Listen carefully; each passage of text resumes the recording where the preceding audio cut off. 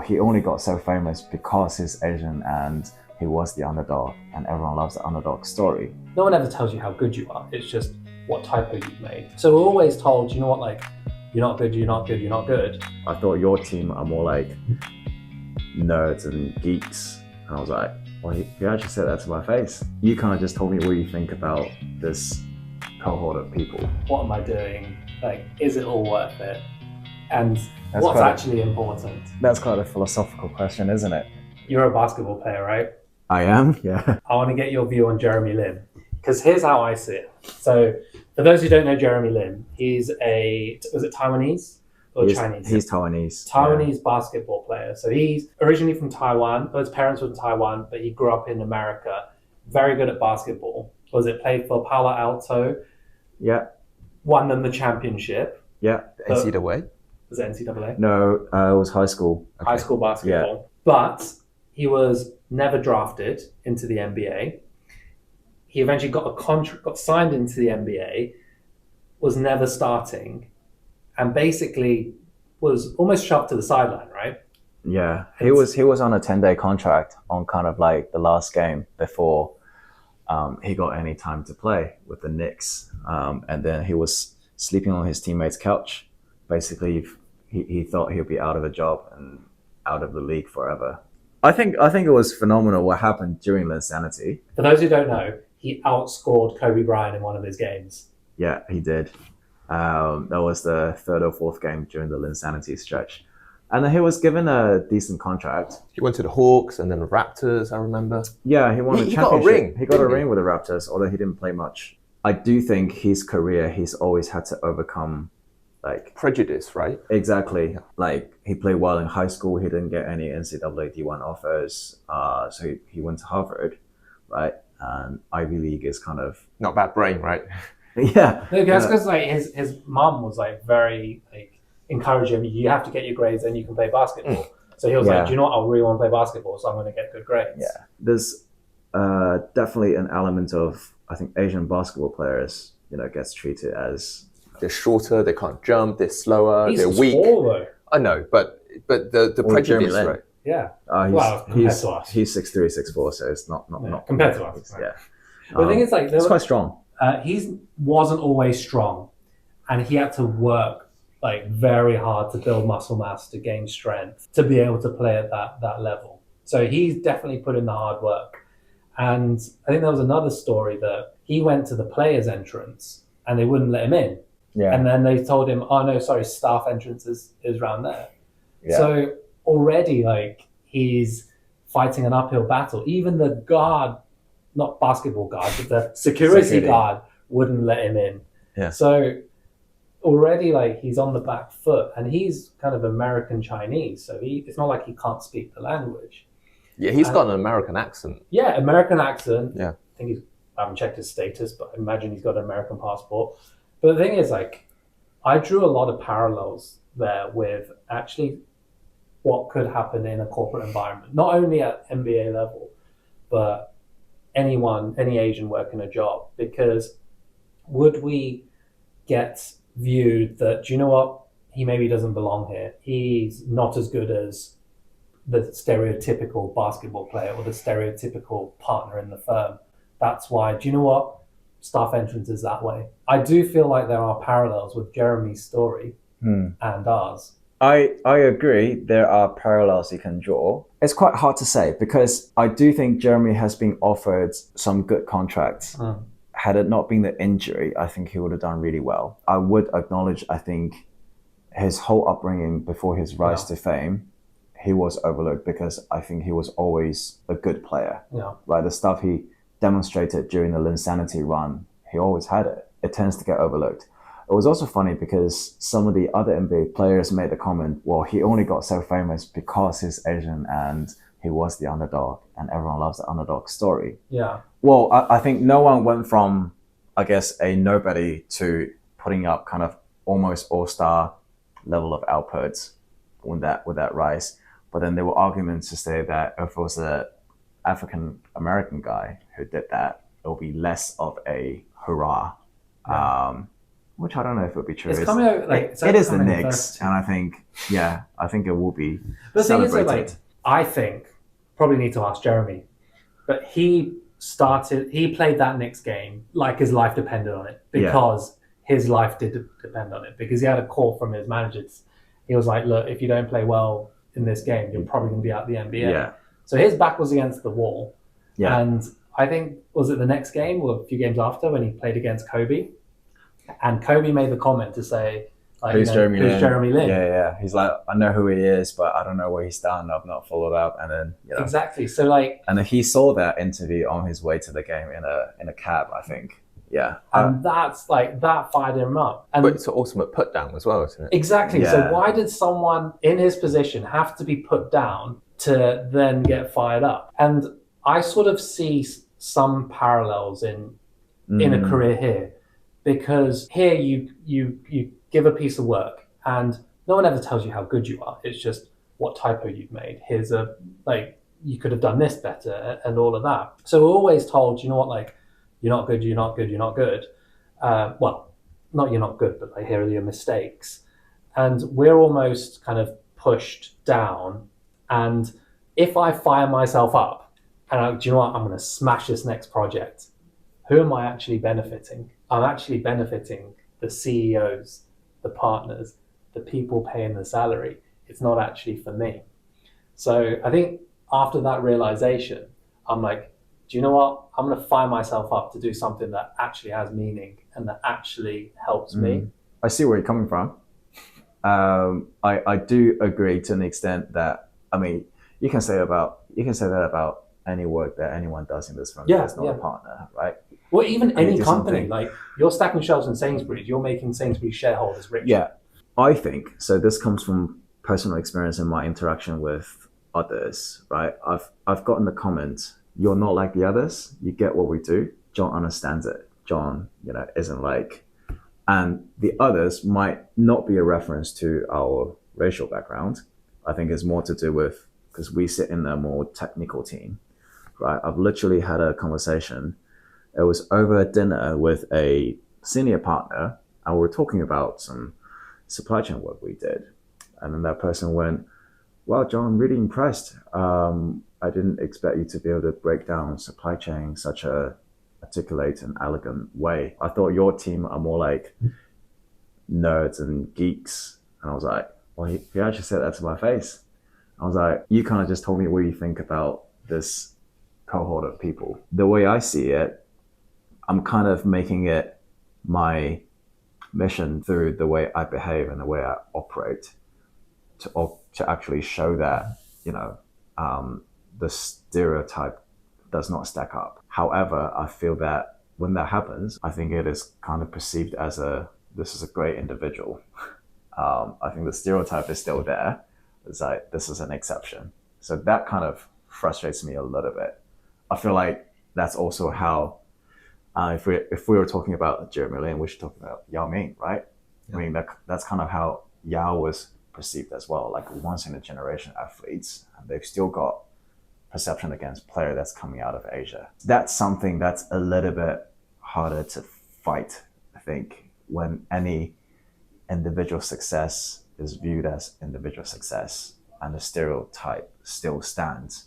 It does mean that for some of us, it, again, similar to the language barrier, it takes extra effort to be seen. Again, it's also recognizing that some people might be content. They might be happy just being a box. I do a good job. I just want to get my salary so I can enjoy my life. I also respect that. But you have to do your job, right? And that's the fundamental, right? You have to do your job. So you can't just sit there and expect others to put their neck on the line for you. That's something you're doing, and then something I'm hoping to do and I'm trying to do as well, and I'm sure Vincent's doing the same. Well, no? I think, John, the way that you kind of climbed is because you actually played the game better than most Asians play the game. I remember you telling me, actually, you realized that, I need to shout about my wins and make the people upwards aware of that. Yeah. And I think that's something that you've done well. And you said that's what you're conscious of. And that's kind of what's brought you up.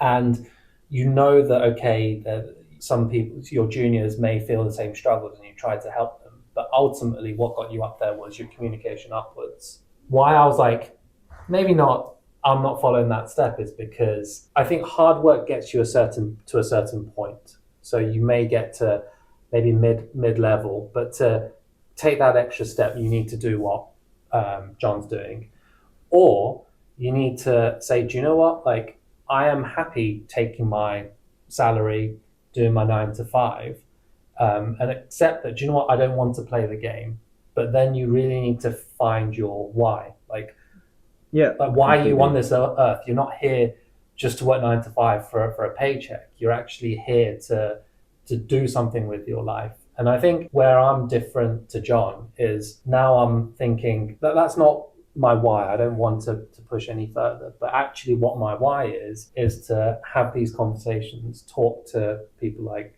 you, and actually understand where I'm coming from, where I came from, where the future generations are going. Yeah. And be able to share that. And I think that's my why now. That's what gets me out of bed. You said no to my question, but that wasn't the question you answered. The question, what did I answer?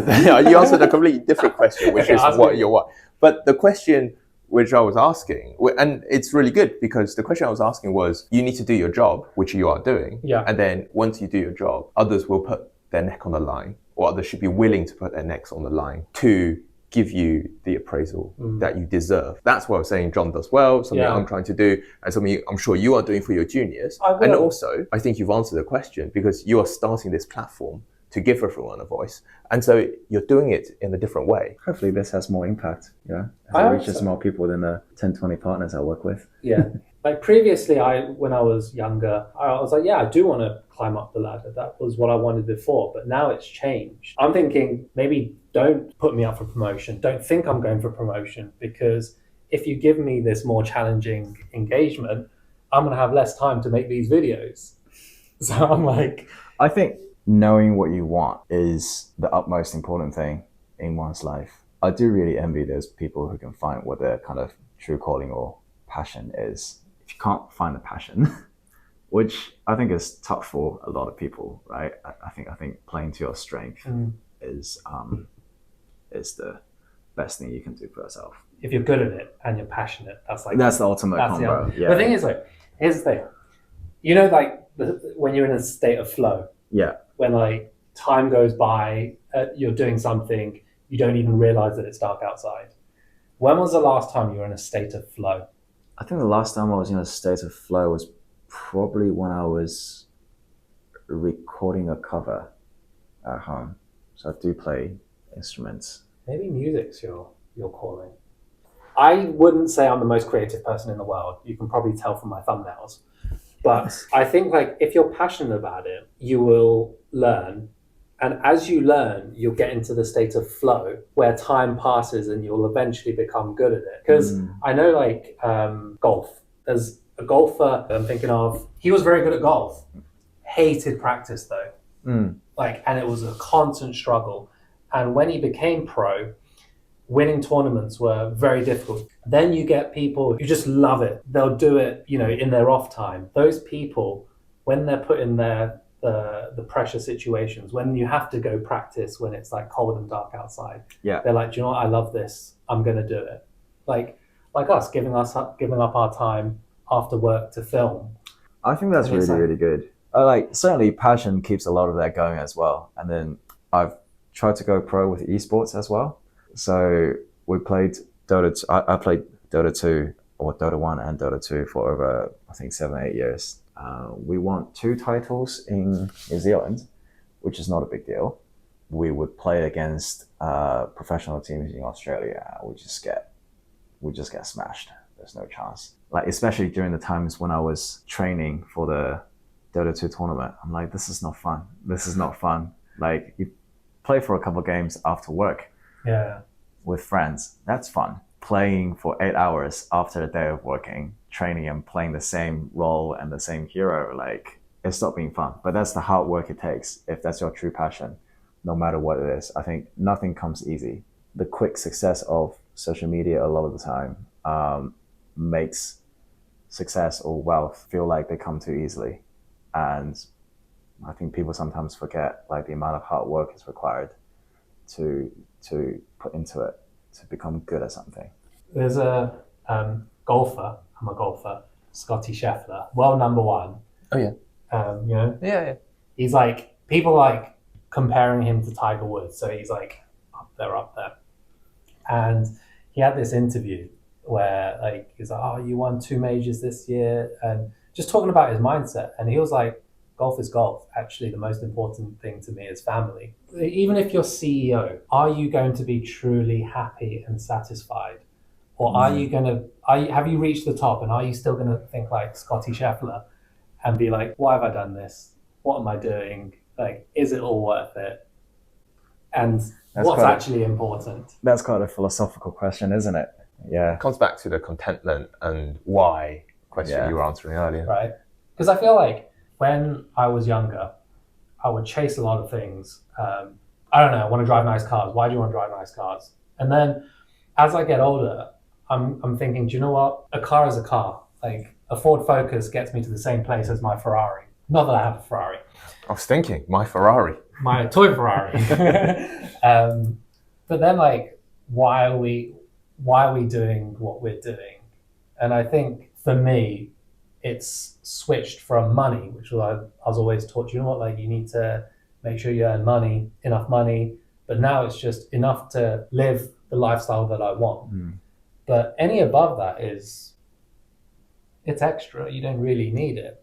See, the question, that's very interesting, because the question you bring up about, you know, why do we do what we do? You know, my grandparents' generation, they lived through the war, right? They came through the famine. My parents' generation was like, well, okay, they went through uni and they got assigned jobs out of uni, right? They just worked their life, and then it's the first generation that's able to have like almost a stable lifestyle. We're going to raise kids, right? Have a family, and then just actually being able to enjoy some of life as China's economy and stuff grew.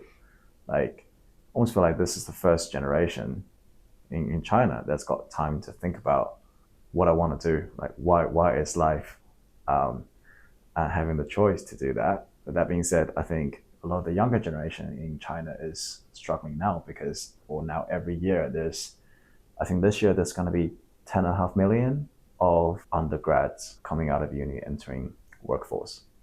That's crazy. Again, people in China face a very different challenge, and throughout these generations, there aren't as much luxury to think about, what do I want to do?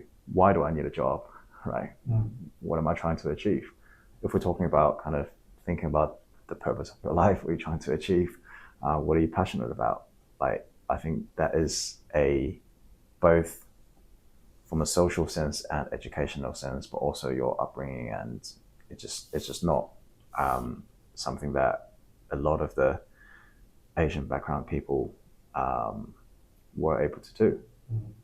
Because we're quite lucky, because like my parents, like, you know, they weren't rich when they were in Hong Kong, worked hard, came to the UK, again wasn't rich, worked hard, and got to where they are today to give us the life that I have and that we have. So thank you, Mum and Dad. That's given me the bandwidth and the comfort to think of why. But I feel like, sort of, if you're talking about China, because it's so competitive, they need to find a job to survive, otherwise they can't be self-sufficient. So we've almost gone full circle, and actually the current generation, especially with inflation, the way the economy is going, it might actually go back to, do you know what, I have to find a job, even 2 jobs, just to stay afloat and survive. I can't be thinking about why. It's just like, what's on the table? Like how much I have in the bank account. It's not enough. So I think life nowadays, there's so many more things and complications and distractions that makes it difficult.